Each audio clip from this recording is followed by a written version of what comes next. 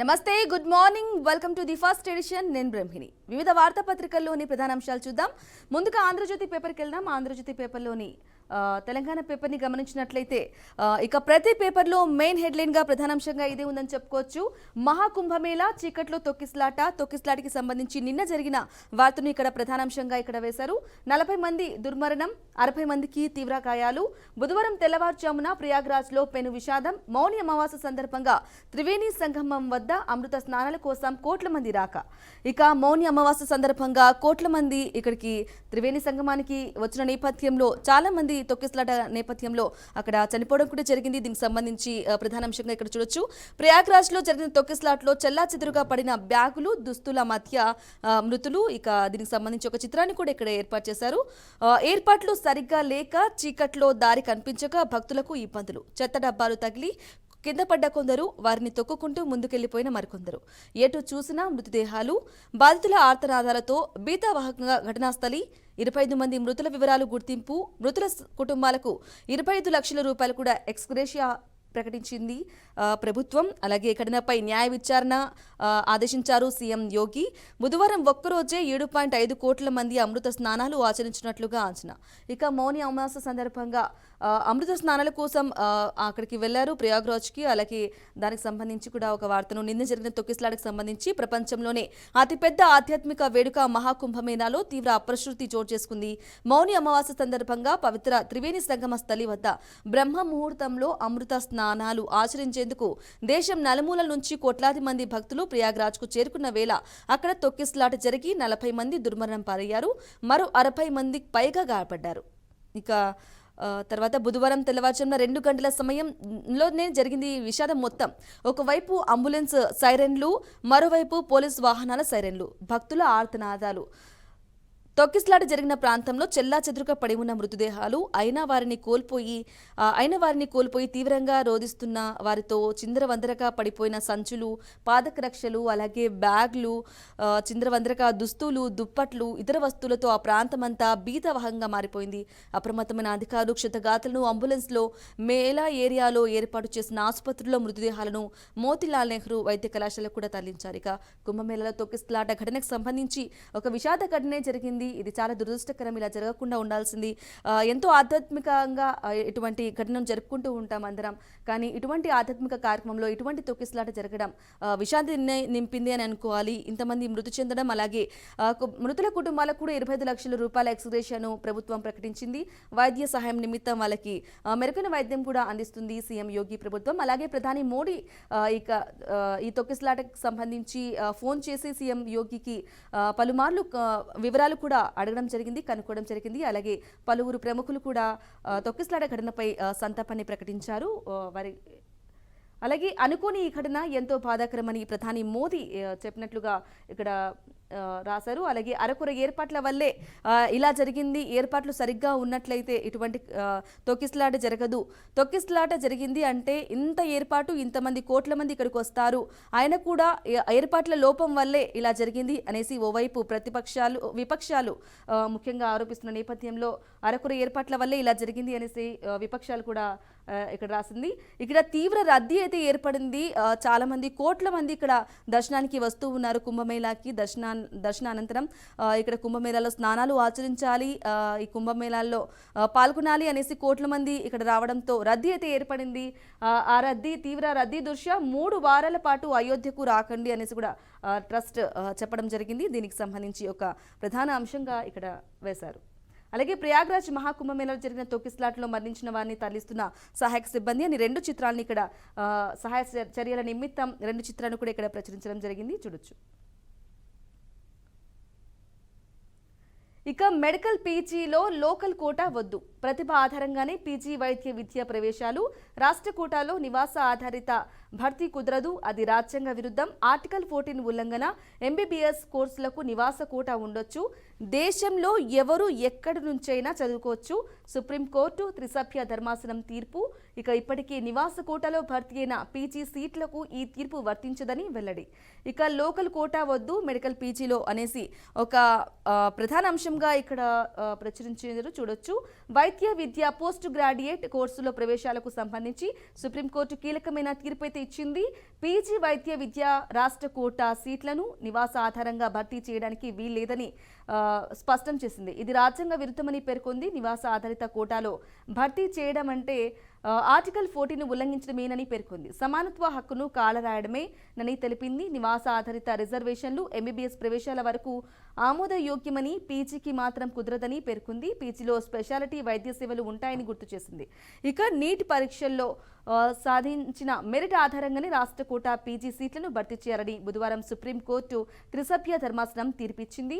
మనకు దేశంలో ఎక్కడైనా నివసించే హక్కు ఉన్నట్లే ఎక్కడైనా చదువుకునే హక్కు కూడా ఉంది. మనమందరం భారత భూభాగంలో నివాసితున్నాం. ఏ ప్రాంతం, ఏ రాష్ట్రం అనే తేడా ఉండదు. ఎక్కడైనా ఉద్యోగం, వ్యాపారం కూడా చేసుకునే హక్కు ఉంటుంది. అలాగే చదువుకునే హక్కు కూడా ఉంది అని justice Rishikesh Roy, justice Sudhanshu Dhulia, justice S V N భట్టీల ధర్మాసనం అయితే తేల్చెప్పింది. ఎవరు ఎక్కడి నుంచైనా ఇండియాలో అయితే చదువుకోవచ్చు. ఏ ప్రాంతానికైనా వెళ్ళే హక్కు ఉన్నట్లే ఎక్కడికైనా వెళ్ళి చదువుకోవచ్చని ధర్మాసనం అయితే చెప్పింది. త్రిసభ్య ధర్మాసనం తీర్పు అయితే ఇచ్చింది సుప్రీంకోర్టు. దీనికి సంబంధించి ఒక వార్తను ఇవ్వచ్చు. అలాగే పీజీ కోర్సులో నివాస ప్రాంతాన్ని ప్రాతిపదికగా తీసుకుంటే రాజ్యాంగంలోని 14వ అధికరణం కల్పించిన సమానత్వపు హక్కుని ఉల్లంఘించినట్లే అవుతుందని పేర్కొంది. రాష్ట్రాల కోటలో సీట్లలో నిర్దేశిత రిజర్వేషన్లు అమలు చేసిన తర్వాత మిగిలిన సీట్లను తప్పనిసరిగా ఆల్ ఇండియా పరీక్షలో చూపిన ప్రతిభ ఆధారంగా భర్తీ చేయాల్సి ఉంటుందని స్పష్టం చేసింది. ఇక నీట్ కు సంబంధించి పీజీ పరీక్షలకు సంబంధించి, మెడికల్ పీజీకి సంబంధించి కూడా, ఎంబీబీఎస్ కోర్సులకు సంబంధించి కూడా నివాస కోట ఉండొచ్చు అని సుప్రీంకోర్టు త్రిసభ్య ధర్మాసనం అయితే ఎవరు ఎక్కడి నుంచైనా చదువుకోవచ్చు అని ఒక తీర్పుతో వెల్లడించింది. దీనికి సంబంధించి ఒక ప్రధానాంశంగా ఒక వార్తను కూడా ప్రచురించడం జరిగింది, చూడొచ్చు. అలాగే మరొక వార్తను ఇక్కడ చూద్దాం. బీసీ రిజర్వేషన్లు తేలాకే పంచాయతీ ఎన్నికలు. ఇక పంచాయతీ ఎన్నికలు బీసీ రిజర్వేషన్లు తేలిన తర్వాతనే ఉంటాయి అన్నట్లుగా ఒక ప్రధాన వార్తంగా ఇక్కడ వేశారు. సమగ్ర కులగణన సర్వేపై సచివాలయంలో జరిగిన సమీక్ష సమావేశంలో సీఎం రేవంత్ రెడ్డి, అలాగే డిప్యూటీ సీఎం భట్టి, మంత్రులు ఉత్తమ్, పొంగులేటి, తర్వాత దామోదర, సీతక్క, కాంగ్రెస్ నేతలు కూడా కేకే, జానారెడ్డి వీరందరూ కూడా సర్వేపై సచివాలయంలో జరిగిన సమీక్షలో సీఎం రేవంత్ రెడ్డితో పాటు పాల్గొన్నారు. వారికి సంబంధించిన ఒక వార్తని చూడొచ్చు. అలాగే ఫిబ్రవరి 2 నాటికి సబ్ కమిటీకి కుల సర్వే నివేదిక, ఆ వెంటనే మంత్రివర్గ సమావేశం, నివేదికపై చర్చ, అనంతరం అసెంబ్లీలో తీర్మానం. బీసీ రిజర్వేషన్లను పెంచుకునే అవకాశం ఇవ్వాలని కేంద్రానికి వినతి. దేశానికే ఆర్థికంగా నిలిచిన సర్వే అని కూడా రేవంత్ రెడ్డి చెప్పారు. కులగణనపై ఏదైతే బీసీ కులగణన సర్వే చేస్తుందో ఇది దేశానికి ఆదర్శమని సీఎం రేవంత్ రెడ్డి చెప్పినట్టుగా కూడా ఇక్కడ వ్యాఖ్యలు చూడొచ్చు. టీటీడీ తరహాలో యాదగిరిగుట్ట దేవస్థానం బోర్డు ఏర్పాటుకు వేగంగా చర్యలు తీసుకోవాలని కూడా సీఎం చెప్పారు. ఇక టీటీడీ తరహాలో ఏదైతే తిరుమల తిరుపతి దేవస్థానం ఉందో టీటీడీ తరహాలోనే యాదగిరిగుట్టను కూడా ఆ దేవస్థానం బోర్డు ఏర్పాటు కూడా వేగంగా చర్యలు ఆ తరహాలో అభివృద్ధి చేయాలి, ఆ తరహాలో నియమించాలి బోర్డును అనేసి కూడా ఒక ప్రతిపాదన అయితే తెచ్చారు సీఎం రేవంత్ రెడ్డి. ఈ సచివాలయంలో జరిగిన సమావేశంలో పలు అంశాలపై కూడా మాట్లాడారు. దీనికి సంబంధించి ఒక వార్తను కూడా ఇక్కడ చూడొచ్చు. అలాగే రాష్ట్రంలో పంచాయతీ ఎన్నికలు అనేవి బీసీ రిజర్వేషన్లు తేలిన తర్వాతే జరగనున్నాయి.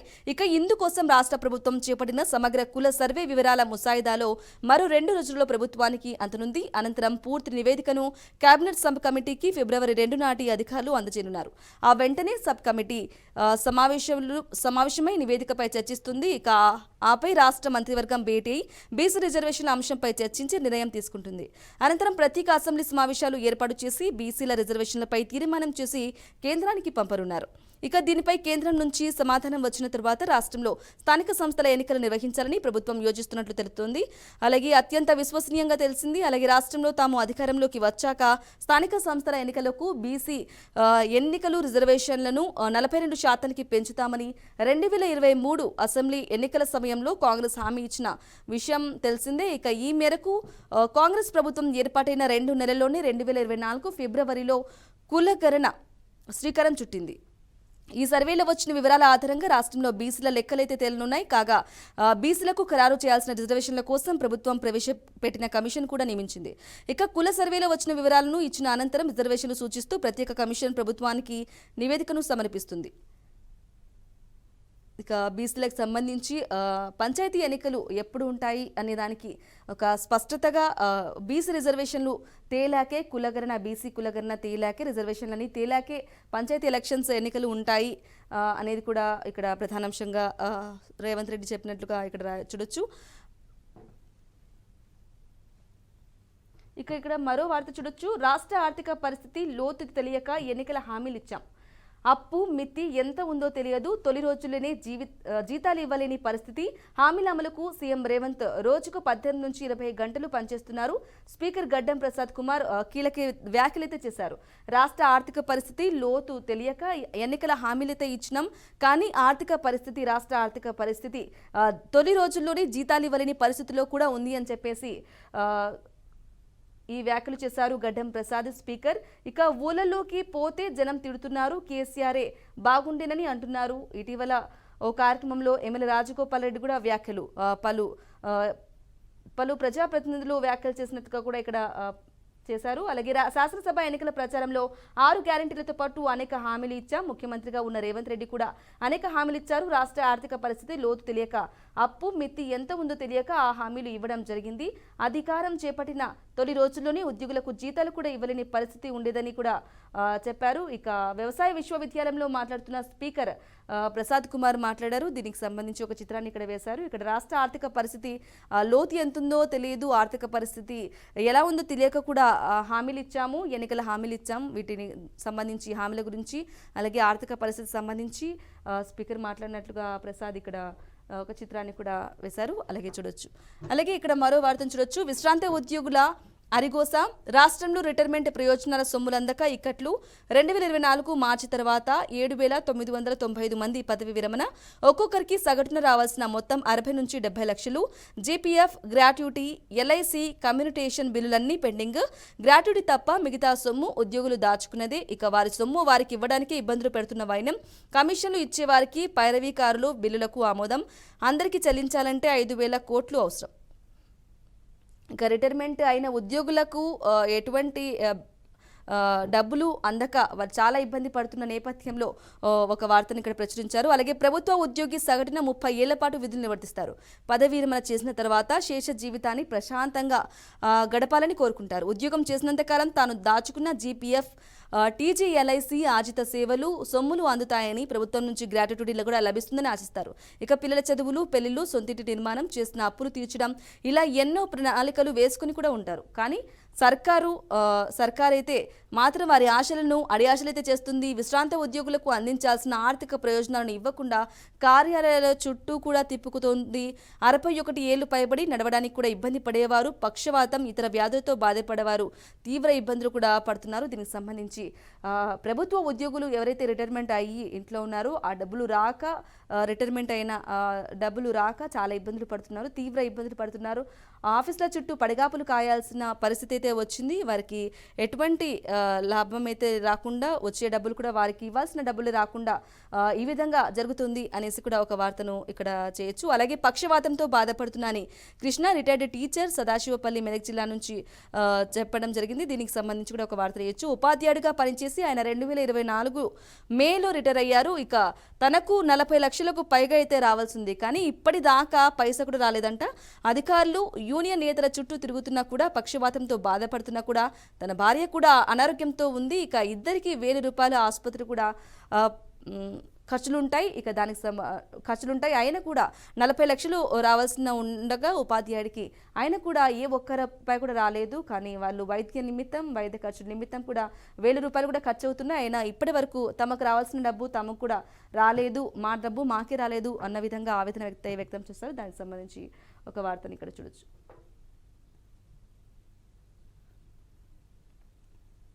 ఇక సైబర్ నేరాల్లో బ్యాంకు సిబ్బంది. సైబర్ నేరాలు ఎప్పుడు ఏ విధంగా ఎలా జరుగుతాయో ఊహించడం ఈ మధ్య కాలంలో అయితే చాలా కష్టంగా మారుతుంది. ఆన్లైన్ మోసాలు, సైబర్ నేరాలు చాలా ఎక్కువగా అయిపోతున్నాయి. ఈ నేపథ్యంలోనే ఇక్కడ చూడొచ్చు, సైబర్ నేరాల్లో బ్యాంకు సిబ్బంది కూడా ఉన్నారు.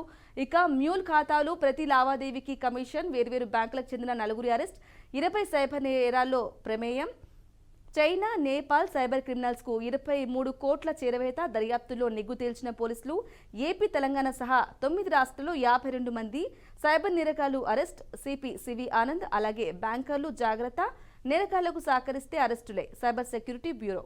ఇక తెలంగాణ సిపి సివి ఆనంద్ అయితే సైబర్ నేరగాళ్లకు సంబంధించి సైబర్ నేరాల్లో బ్యాంకు సిబ్బంది సైబర్ నేరాలలో ఉన్నట్లయితే ఇంకా ఎటువంటి లావాదేవీలు, ఎటువంటి జాగ్రత్తలు లేకుండా మనం ఉండాలంటే చాలా కష్టమే అని చెప్పుకోవాలి. అలాగే CP Anand power point presentation ద్వారా ఇస్తున్న నేపథ్యంలో ఒక చిత్రాన్ని కూడా ఇక్కడ ప్రచురించడం జరిగింది, చూడొచ్చు.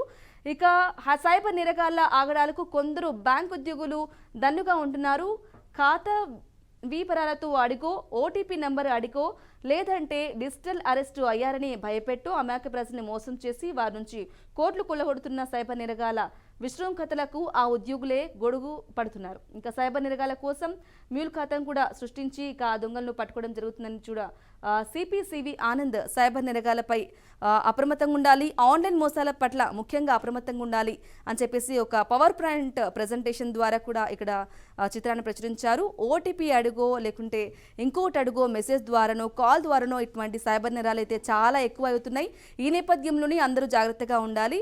ఒకవేళ బ్యాంకు అధికారులు కానీ ఇంకా ఎవరైనా కానీ ఈ సైబర్ నేరాలు కన్నా పాల్పడినట్లయితే చట్టరీత్యా చర్యలు ఉంటాయి అని చెప్పేసి కూడా సిపి ఆనంద్ హెచ్చరిస్తున్నారు. సిపి ఆనంద్ చూడొచ్చు.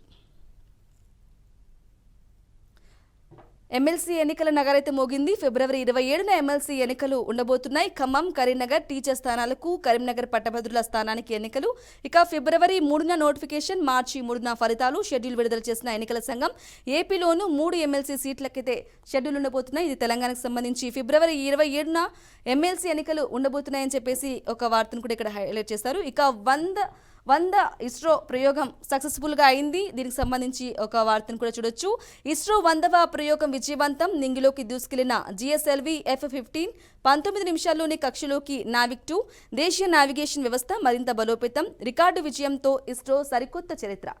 ఇస్రో 100వ ప్రయోగం విజయవంతమైంది. దీనికి సంబంధించి కూడా ఒక రికార్డు విజయంతో ఇస్రో సరికొత్త చరిత్ర సృష్టించదనే చెప్పుకోవాలి. ఇక దీనికి సంబంధించి 100వ ప్రయోగం విజయవంతమైంది అని చెప్పేసి కూడా ఇక్కడ 19 నిమిషాల్లోనే కక్షలో కూడా నావిక్ 2 అనేది చేరిపోయింది, నింగిలోకి దూసుకెళ్లింది GSLV F-15. దీనికి సంబంధించి ఒక వార్తను ఇక్కడ చూడొచ్చు. అలాగే వికటించిన మధ్యాహ్న భోజనం. నారాయణపేట, కామారెడ్డి, సూర్యాపేట జిల్లాలో 47 మంది విద్యార్థులకు అస్వస్థత. వెంటనే చికిత్స, ప్రమాదం లేదన్న వైద్యులు. మంచి భోజనం పెట్టాలని తల్లిదండ్రులకైతే విజ్ఞప్తి. మధ్యాహ్న భోజనం ఈ మధ్య కాలంలో చాలా వికటిస్తుందని చెప్పుకోవాలి. మధ్యాహ్న భోజనం బాగోలేక వాంతులు, విరేచనాలు, అస్వస్థతకు గురై విద్యార్థులైతే చాలా మంది అనారోగ్య బారిన పడుతున్నారు.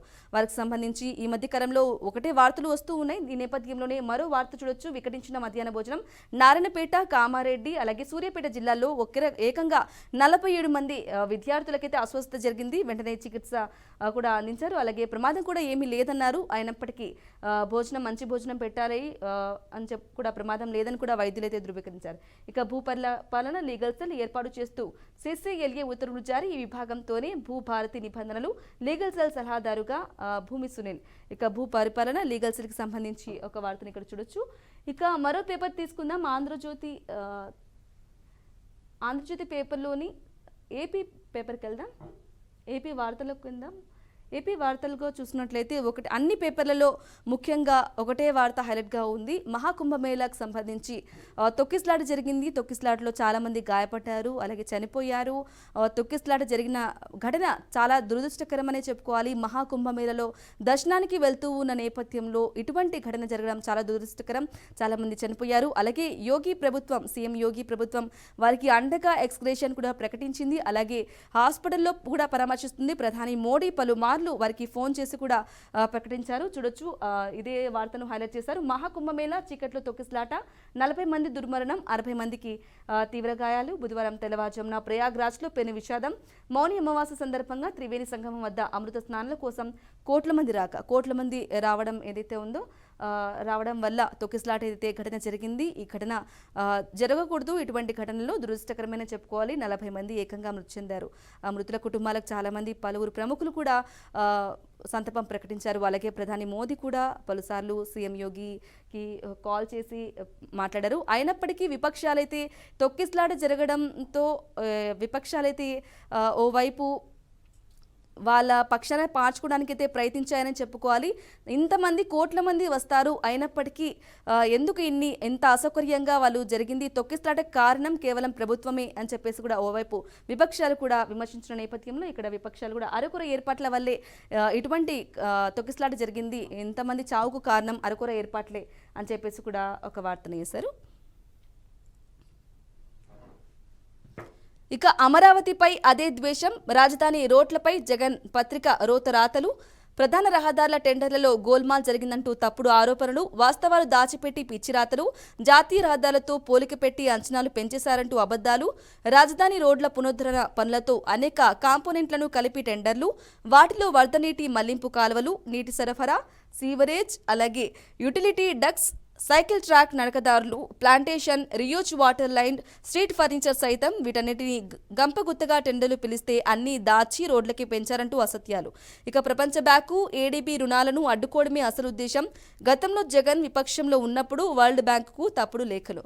ఇక రాజధానికి సంబంధించి అదే ద్వేషం అంటూ జగన్ పత్రికకు సంబంధించి ఒక వార్తనైతే ఇక్కడ వేయడం జరిగింది. రాజధాని అమరావతిపై మాజీ సీఎం జగన్మోహన్ రెడ్డికి చెందిన రోత పత్రిక యథాప్రకారం విషం కక్కుతుంది. 3 ముక్కలాటలో అమరావతిని ధ్వంసం చేసిన జగన్ అది ఊపిరి తీసుకోవడమే కాక ఇక పలు రకాలుగా పుకార్లుగా రూపురేఖలు మార్చుకోవడం సహించలేకపోతున్నారు. జరగబోయే నిర్మాణ పనుల్లో అవినీతి చోటు చేసుకున్నట్లు గగ్గోలు పెడుతున్నారు. గతంలో ప్రతిపక్షంలో ఉన్నప్పుడు ప్రపంచ బ్యాంకు లేఖలు రాసి రుణం రాకుండా అడ్డుకున్న జగన్ ఇప్పుడు కూడా రాజధాని అభివృద్ధికి ప్రపంచ బ్యాంకు, ఆసియా అభివృద్ధికి బ్యాంకు మంజూరు చేసిన రుణాలను రాకుండా చేయడమే లక్ష్యంగా పెట్టుకున్నారన్న విమర్శలైతే వెలువెత్తుతున్నాయి. జగన్కి సంబంధించి అదే ద్వేషం, అమరావతికి సంబంధించి రాజధాని అమరావతికి సంబంధించి ఒక వార్తనైతే ఇక్కడ ప్రచురించారు, చూడొచ్చు. ఇక నేటి నుంచి వాట్సాప్ పరిపాలన దేశంలోనే తొలిగా రాష్ట్రంలోని అమలు. దీనికోసం అధికారికంగా నంబర్ అయితే ఏర్పాటు, దానిని ధృవీకరించేలా వెరిఫైడ్ ట్యాగ్. తొలి దశలో అందుబాటులోకి 161 సేవలు, భవిష్యత్తులో మరిన్ని ప్రభుత్వ సేవలకు విస్తరణ. వాట్సాప్ ద్వారా పలు రకాల సర్టిఫికేట్లు జారీ, ప్రభుత్వ సమాచారం కూడా చేరవేత. ఆర్టీజీఎస్ సమీక్షలో సీఎం చంద్రబాబు వెల్లడి. ఉదయం లేచిన వెంటనే ఫోన్ చూడనిదే మనకు రోజు మొదలవ్వదు. ఇక వాట్సాప్లో ఎన్ని మెసేజ్లు ఉన్నాయో చూస్తాం, స్టేటస్ ఏం పెట్టాలో కూడా అని ఆలోచిస్తూ ఉంటాం. రోజువారీ కార్యక్రమంలో భాగంగా ఫోన్ అనేది ఒక అలవాటుగా పరిపాటిగా మారిపోయింది. ఈ నేపథ్యంలోనే వాట్సాప్లో పరిపాలన నేటి నుంచి అమలు అని చెప్పేసి కూడా సీఎం చంద్రబాబు చెప్పారు. దీనికి సంబంధించి ఒక వార్తను కూడా ఇక్కడ వేశారు, చూడొచ్చు. అలాగే ఈనాడు పేపర్కి వెళ్దాం. ఈనాడు పేపర్లోని ఒక మెయిన్ హెడ్లైన్స్ ఒకసారి పరిశీలించినట్లయితే మహాకుంభమేళా విషాదానికి సంబంధించి కూడా విషాదం, మహాకుంభమేళాలో విషాదం, తొక్కిస్లాట్లో 30 మంది దుర్మరణం, 60 మంది గాయాలు, మృతుల్లో 4 కర్ణాటక వాసులు కూడా ఉన్నట్లుగా కూడా ఇక్కడ వార్తను హైలైట్ చేశారు. ఇక్కడ మరో వార్తను చూడొచ్చు. సమగ్ర కుటుంబ సర్వే విజయవంతం, సామాజిక సాధికారత అభ్యున్నతికి దోహదం, 2 రోజుల్లో ముసాయిదా నివేదిక. ఫిబ్రవరి 2న మంత్రివర్గ ఉపసంఘానికి సమీక్షలో సీఎం రేవంత్ రెడ్డి. ఇక కులగణనకు సంబంధించి సమగ్ర కుటుంబ సర్వేపై కమాండ్ కంట్రోల్ సెంటర్లో సమీక్ష నిర్వహించిన తరువాత సీఎం రేవంత్ రెడ్డి, చిత్రంలో సీతక్క, అలాగే పొంగులేటి శ్రీనివాసరెడ్డి, దామోదర్ రాజనరసింహ వీరంతా ఉన్న నేపథ్యంలో ఒక వార్తను చూడొచ్చు. రాష్ట్రం నిర్వహించిన ఇంటింటి సమగ్ర కుటుంబ సర్వే విజయవంతమైంది, అది దేశానికి ఆదర్శంగా నిలిచిందని ముఖ్యమంత్రి రేవంత్ రెడ్డి తెలిపారు. ఈ సర్వే సామాజిక సాధికారతను సాధించడానికి, భవిష్యత్తులో బీసీ, ఎస్సీ, ఎస్టీ, మైనార్టీ, బలహీన వర్గాలందరికీ అభ్యున్నతి ఉపయోగపడుతుందన్నారు. ఇక ఈ వార్తను కూడా హైలైట్ చేస్తూ ఇక్కడ చూడొచ్చు. అలాగే నివాస ప్రాంత ఆధారిత కోట రాజ్యాంగ ఉల్లంఘనే, వైద్య విద్య, పీజీ ప్రవేశాలకు తేల్చి చెప్పిన సుప్రీంకోర్టు. ఇక్కడ ఎవరు ఎక్కడైనా చదువుకోవచ్చు అనే విధానం అయితే త్రిసభ్య ధర్మాసనం అయితే ఏర్పాటు చేస్తుంది. దీనికి సంబంధించి ఒక వార్తనైతే ఇక్కడ చూడొచ్చు. వైద్య విద్య, పోస్ట్ గ్రాడ్యుయేట్ కోర్సులో రాష్ట్ర కోటా కింద నివాస ప్రాంత ఆధారిత ప్రవేశాలను అనుమతించలేమని, అది రాజ్యాంగంలోని 14వ అధికారాన్ని ఉల్లంఘించడమేనని అవుతుందని సుప్రీంకోర్టు అయితే తేల్చి చెప్పింది. దీనికి సంబంధించి ఒక వార్తను కూడా ఇక్కడ హైలైట్ చేశారు. ఇక్కడ ఎమ్మెల్సీ ఎన్నికలకు సంబంధించి పోలింగ్ ఫిబ్రవరి 27న షెడ్యూల్ విడుదల, 7 ఉమ్మడి జిల్లాల పరిధిలో అమల్లోకి ప్రవర్తన నియమావళి. ఇది షెడ్యూల్. నోటిఫికేషన్ విడుదల ఫిబ్రవరి 3, నామినేషన్ దాఖలుకు చివరి తేదీ ఫిబ్రవరి 10, అలాగే పరిశీలన ఫిబ్రవరి 11, ఉపసంహరణకు చివరి తేదీ ఫిబ్రవరి 13, పోలింగ్ తేదీ ఫిబ్రవరి 27, ఓట్ల లెక్కింపైతే మార్చి 3. ఇక ఎమ్మెల్సీ ఎన్నికలకు సంబంధించి పోలింగ్ సంబంధించి మొత్తం షెడ్యూల్ అయితే ఇక్కడ వేయడం జరిగింది, చూడొచ్చు.